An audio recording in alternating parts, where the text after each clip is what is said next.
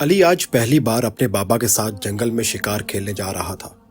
جنگل پہنچ کر اس کے بابا نے خیمہ نصب کیا اور علی کے ہمراہ اپنا تیر کمان سنبھال کر جانور کی تلاش میں نکل گئے۔ تھوڑی دور چلنے کے بعد انہیں ایک چھوٹا سا ہرن کا بچہ گھاس چرتے نظر آیا۔ علی کے بابا اسے تیر مار کر زخمی کر کے زندہ پکڑنا چاہتے تھے۔ تھوڑی سی کوشش کے بعد وہ اسے پکڑنے میں کامیاب ہو گئے اور اپنے ساتھ خیمے میں لے آئے۔ وہاں انہوں نے ننھے ہرن کو رسی سے باندھ دیا۔ دوپہر کا کھانا کھا کر وہ کچھ دیر لیٹ گئے تاکہ تازہ دم ہو کر واپس گھر جا سکیں، مگر علی کی آنکھیں نیند سے کوسوں دور تھیں۔ وہ معصوم ہرن کو دیکھ رہا تھا جو کونے میں اداس کھڑا تھا۔ علی کو لگا شاید اس کی آنکھوں میں آنسو ہیں۔ اچانک علی نے باہر کوئی عجیب سی آواز سنی۔ اس نے خیمے سے باہر جا کر دیکھا تو وہاں دو ہرن کھڑے اونچی اونچی آوازیں نکال رہے تھے۔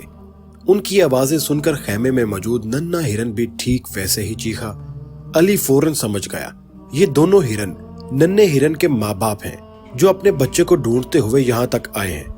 علی نے اندر جا کر رسی کھول کر اسے آزاد کر دیا۔ ٹھیک اسی لمحے ہرن کے شور کی وجہ سے بابا کی آنکھ کھل گئی۔ بابا نے سوالیہ نظروں سے بیٹے کی جانب دیکھا۔